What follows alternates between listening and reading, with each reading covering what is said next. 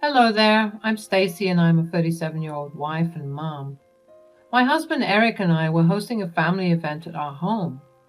Why?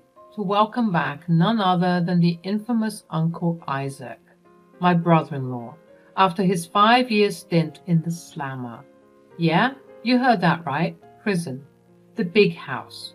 But before you start judging him and our family, Isaac had been falsely imprisoned. He was at the wrong place at the wrong time, so it took 5 whole years of fighting for his case to finally be reviewed properly and for him to be exonerated. So you can imagine the excitement in the air as we prepared to reunite the family. The party was in full swing and everyone seemed to be having a grand old time. Isaac was at the center of attention, of course, catching up with everyone and regaling us with stories from his time behind bars. He had a special bond with my daughter, Wendy, who used to be close to him before the unfortunate incident that led to his incarceration. I could hear laughter and animated conversations all around the house. The aroma of delicious food filled the air as we indulged in a feast fit for a king. It was a rare moment of joy and togetherness for our family, and I relished the warmth it brought to my heart. After the event extended and everyone left, we were still buzzing with excitement. We were all grateful for the chance to see him alive, happy, and well after his unjust imprisonment. Life resumed its usual rhythm, and it seemed like the storm of family drama had subsided, at least temporarily. However, unfortunately, that buzzing elation after Isaac's return was short-lived. A couple of days after the event, as I sat in the living room engrossed in a book, Wendy burst through the door with a look of fear and anger etched across her face. Startled, I quickly put my book aside and rushed to her side. "Wendy, what's wrong? You look terrified. Talk to me." Tears streamed down her cheeks as she gasped for breath. "Mom, I found a hidden camera in one of my plants." My heart skipped a beat, and a wave of dread washed over me. Hidden camera? In my daughter's sanctuary? Anger surged within me, but I had to remain calm for Wendy's sake. We made our way to her room, my mind racing with a million thoughts and questions. Sure enough, there it was, concealed amidst the lush foliage of her favorite plant, a tiny camera peering into her private moments, violating her sense of security. How long had this camera been there? I felt a mixture of disgust, fear, and anger bubbling up inside me. Without wasting a moment, I called Eric, my voice trembling with a mix of emotions, and relayed horrifying news. "Eric, you won't believe what I've just discovered. There's a hidden camera in Wendy's room. We need to do something about this now." His voice held a mix of concern and fury. "I'll be right there, Stacy. We're not going to let this go. Our daughter deserves her privacy, and whoever is responsible for this will face the consequences." As we waited for Eric to arrive, Wendy clung to me, her tears dampening my shirt. She blamed herself for not noticing the intrusion sooner, but I reassured her that it wasn't her fault. I vowed to stand by her side and get to the bottom of this unsettling ordeal. When Eric finally joined us, his eyes mirrored our emotions, a simmering rage masked by a controlled exterior. We examined the camera meticulously, looking for any clues that could lead us to the perpetrator. It was a violation of trust that cut deep, and we were determined to uncover the truth. The invasion of our sanctuary shattered the illusion of safety we had built around our family. We had to act swiftly, not only for our daughter's well-being, but also to protect our sense of security, because if Wendy found one camera in her room, who knows how many other cameras could have been lurking around our abode. "We won't rest until we find out who did this, Wendy. Don't you worry." "Thanks, Mom. If you don't mind, could I please take a nap in the guest room? I don't feel comfortable in mine, and I'm exhausted right now." Of course, my baby. Do what makes you feel comfortable. I'm so sorry. Wendy trudged to the guest room, undoubtedly wanting some alone time after her privacy had been invaded so maliciously. I mean, who would do such a thing? We'll review the footage, gather any evidence we might find, and involve the authorities if necessary. No one messes with our family like this. Although I was shaken, I found solace in our united front. Eric and I sat down in the quiet of our living room, the weight of the situation hanging heavy in the air. Our minds whirled with thoughts, trying to piece together the puzzle of who could have planted the hidden camera in Wendy's room. As we explored the possibilities, one name surfaced and lingered: Isaac. I began cautiously, trying to keep my voice level. It's hard to ignore the timing. The camera was most likely planted during the family gathering. And who had the opportunity? Isaac. Stacy, you can't seriously think Isaac would stoop so low. Yes, he made some mistakes in the past, but he's not a creep. He's my brother, for crying out loud. I understood Eric's reaction. Family ties run deep, and the idea of suspecting one's kin of such a violation is unfathomable. However, I couldn't ignore the pieces of the puzzle that seemed to align with Isaac's presence during the family gathering. Prison changes people, and the prolonged interactions between Wendy and Uncle Isaac were ringing alarm bells in both Eric and me, even if Eric was too stubborn to admit it. Gathering my thoughts, I spoke gently but firmly. Eric, I know it's difficult to consider, but we have to face the facts. He spent a significant amount of time with Wendy during the gathering, suggesting somewhat of an interest in her.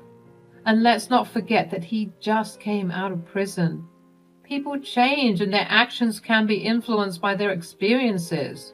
It's our responsibility to protect our daughter, even if it means questioning those closest to us.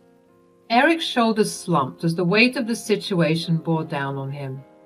He looked torn between loyalty and the cold, hard facts. Slowly he nodded, his voice tinged with a mix of resignation and discomfort. I don't want to believe it, Stacy, but you're right. The timing is uncanny and it's hard to ignore. We need to find out the truth, for Wendy's sake. The thought of confronting Isaac about this betrayal gnawed at our conscience, but it had to be done. The sanctity of our home and the well-being of our daughter depended on it. As we prepared ourselves for the difficult task ahead, we promised each other that we would approach this with caution and compassion. We needed to uncover the truth, not only for our peace of mind, but also to protect Wendy from any further harm. Days turned into nights, and Eric remained torn between loyalty to his brother and the unsettling suspicion that hung in the air. The weight of the situation pressed upon us, straining our relationship with Isaac and casting a shadow over our family. As we navigated the treacherous waters of uncertainty, a plan began to form in my mind. A risky yet necessary plan to catch the culprit red-handed. I approached Eric with my idea, explaining that hosting another family gathering might be the key to uncovering the truth. Think about it, Eric. Whoever planted that camera would most likely seize any opportunity to retrieve it. This event, purely meant for family togetherness, presents the perfect chance for the culprit to strike again. Eric hesitated, his emotions still tangled in a web of conflicting loyalties. But as I laid out the logic and the urgency of our situation, he eventually agreed that we needed to exhaust all possibilities before involving the authorities. It was a difficult decision, but one we had to make to safeguard our family and restore our sense of security. I picked up the phone and dialed Tina's number, Isaac's wife. Hey Tina, we were thinking of hosting another family get-together. Just wanted to see if you and Isaac would be available. Tina's response was almost too enthusiastic. She eagerly agreed, expressing her excitement for yet another family gathering. It struck me as a bit odd, considering she was normally the reserved type, but I pushed those thoughts aside, attributing her behavior to a genuine love for family bonding. With the plans set in motion, Eric and I busied ourselves with the preparations. Our home, once again, became a hub of anticipation and unease. Every nook and cranny was checked and rechecked for any signs of intrusion. We aimed to create an atmosphere of normalcy, hiding our true intentions beneath layers of hospitality and warmth. The stakes were high, and the fate of our family hung in the balance. As the day of the gathering approached, I couldn't help but feel a mix of anxiety and determination. We were walking a tightrope, unsure of what awaited us at the other end. But we were ready to face it head-on to protect our daughter and ensure the sanctity of our home. The day of the gathering arrived, and the familiar faces of our family members filled our home once again. The air crackled with anticipation, but beneath the surface, tension simmered. Uncle Isaac, ever the charismatic figure, greeted everyone with his charm, but his warmth was met with icy reserve from both Eric and me. Our suspicions hung heavy between us, casting a somber shadow over the event. To ensure Wendy's safety and protect her from any potential harm, we made the difficult decision to keep her away from the gathering by sending her on a sleepover at one of her friends' places. We assured her that it was for the best, not revealing the true nature of our fears. With her absence, our focus sharpened, and we resolved to keep a vigilant eye on anyone venturing in the direction of Wendy's room. As the party swung into motion, laughter and conversation filled the air, camouflaging our underlying mission. Eric and I played the role of gracious hosts, all the while scanning the crowd for any signs of suspicious behavior. Our sleuth game was on point. The night progressed, the rhythm of music and dance providing a backdrop to our hidden agenda. Amidst the festivities, I couldn't help but notice Tina's peculiar movements. She frequently excused herself, disappearing into the bathroom with a sense of urgency. My instincts sharpened, and I couldn't shake off the nagging feeling that something was amiss. Curiosity getting the better of me, I decided to approach her. As Tina made her way towards the bathroom once again, I followed discreetly, my heart pounding in my chest. To my surprise, instead of entering the bathroom, she veered off into Wendy's room. Panic welled up inside me, and I knew I had to confront her to unearth the truth hidden within the depths of her actions. Stepping forward, I called out her name. My voice held a mix of accusation and concern, mirroring the conflicting emotions swirling within me. "Tina, what are you doing in Wendy's room?" Startled, Tina turned around. Her eyes darted around the room, searching for an escape, but there was nowhere to hide from the truth. The silence between us grew heavy, pregnant with unspoken accusations. "I asked you a question, Tina. What are you doing in my daughter's room?" Tina's composure cracked, and tears welled up in her eyes. Her voice trembled as she stated, "I was just looking for Wendy. I was surprised that she didn't join us for the festivities this time." "You were looking for her in her drawers?"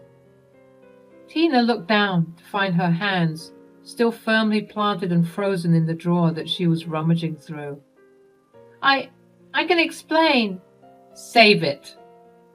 The one person we least expected, the one we had defended vehemently, had betrayed our trust. The room spun with a mixture of disbelief and disappointment. At that moment, I beckoned over to Eric, who was not too far from me, and he hurried over, assuming that we had caught Isaac in Wendy's room. But his jaw dropped when he saw that it was Tina. "You planted that camera, didn't you? Why, Tina? Why would you do such a thing?" Eric wasted no time and called Isaac over to Wendy's room, his voice firm and commanding. Isaac, sensing the urgency in his brother's tone, hurriedly made his way to the room. Confusion etched on his face, he asked, "What's going on?" As Isaac entered the room, his eyes fell upon Tina, tears streaming down her face. Before he could utter another word, Eric quietly closed the door behind us, shielding the rest of the party from the unfolding drama. I took a deep breath, her voice steady as she began to explain everything. I recounted the shocking discovery of the camera in Wendy's room, the hidden invasion of their privacy that had shattered their trust. Her words hung in the air, heavy with the weight of the truth. We organized this gathering, Isaac, to catch the person responsible for planting the camera. And, in all honesty, we suspected you initially. I'm so sorry, bro. I never should have doubted you. I just thought with prison and all. Stop. It was mainly me who accused you, Isaac. I'm so sorry. But after I caught Tina in here, I knew that you had nothing to do with it. Isaac's brows furrowed, his eyes flickering between Stacy, Eric, and Tina. Confusion lingered in his gaze. His mind tried to grasp the gravity of the situation. He turned to Tina, seeking answers. Tina, why were you in Wendy's room? What's happening? We found Tina rummaging through Wendy's belongings. She was the one who left the camera in there. Now that everyone is present, Tina, you need to explain yourself. Why would you do something like this? Tina's gaze darted around the room, seeking solace in her husband's support, but Isaac's face mirrored the shock and confusion that gripped the room. He couldn't fathom why Tina would resort to such invasive measures, especially against her own family. Fine, you caught me. Yes, it was me who left the camera in Wendy's room. I was coming here to retrieve that. We know that. We caught you. We just want to know why. It's because I'm jealous, okay? Tina's confession hung in the air and her motives laid bare for all to see.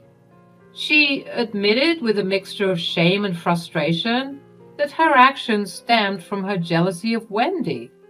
She had noticed Isaac and Wendy conversing frequently during the previous family gathering, and it ignited a spark of envy within her. She questioned what made Wendy so special, what drew Isaac's attention and affection towards her. Isaac couldn't help but interject, his voice laced with both defensiveness and genuine concern. Tina, you know I love Wendy, but not in a creepy way or anything like that. Being an uncle is important to me. I was simply checking up on Wendy, making sure she was doing well. It was out of love and family concern, nothing sinister or inappropriate. You know that.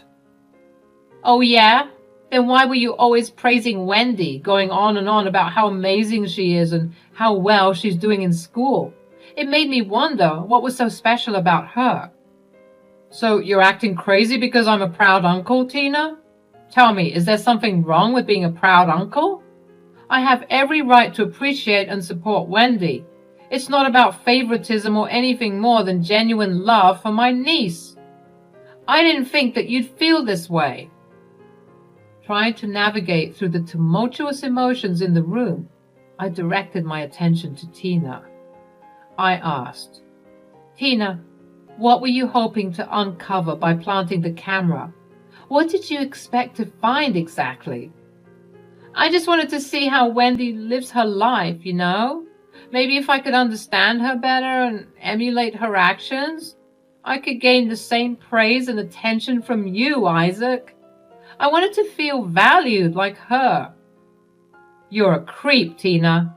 Jealous of a teenager? How low can you sink? This is beyond messed up. So, after the awkward silence that could put a library to shame, Eric decided to pull the plug on the party. Good call, I must say. The last thing we needed was to keep a party going after discovering Tina's true nature. The resident creep of the year. With the room now cleared of all the relatives, it was just Eric and me left to grapple with the aftermath of Tina's little escapade. Let me tell you, it wasn't a pretty sight. I let loose on Tina, unleashing a verbal barrage that could make a sailor blush. I mean, who does that? Who plants a damn camera in their niece's room?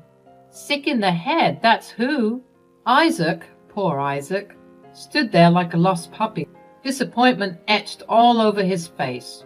I guess he couldn't fathom what kind of twisted game his beloved wife was playing. Can't say I blame him. I'd be equally dumbfounded if my better half turned out to be a grade A lunatic. As the dust settled and our emotions ran dry, Eric and I found ourselves sitting in our once cheerful home, now tainted by the sinister acts of one family member. The next day, when Wendy came home, it was my job to spill the beans, to expose the whole twisted truth. Wendy's eyes welled up with tears as I recounted the heinous violation of her privacy. The poor girl, innocent and unsuspecting, couldn't fathom that someone in our own family could stoop so low. Trust shattered. Her world turned upside down in an instant. She managed to choke out the words, her voice trembling with hurt and confusion. "Mom, I never thought that anyone would do this to me. Tina? Seriously?" I shook my head, unable to wrap my mind around it. "Believe me, Wendy, none of us saw this coming. Tina's gone off the deep end for sure." With Wendy in my arms, her tears staining my shoulder, I made her a promise. We were going to fight back. Pressing charges was just the beginning. Tina needed a reality check, and we were more than willing to deliver it. Her tearful gaze met mine, seeking reassurance. "But Mom, what about Uncle Isaac? How is he doing?" I sighed, the weight of our shattered family hanging heavy in the air.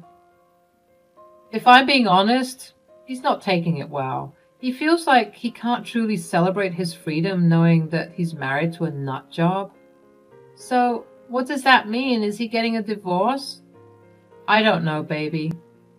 "Ugh, I hate what she's done to this family." "Same. Right now, our priority is your safety. We're getting a restraining order against Tina, so she won't even dare to think about crossing your path again. We are in the process of pressing charges and obtaining a restraining order against Tina, the camera-wielding menace.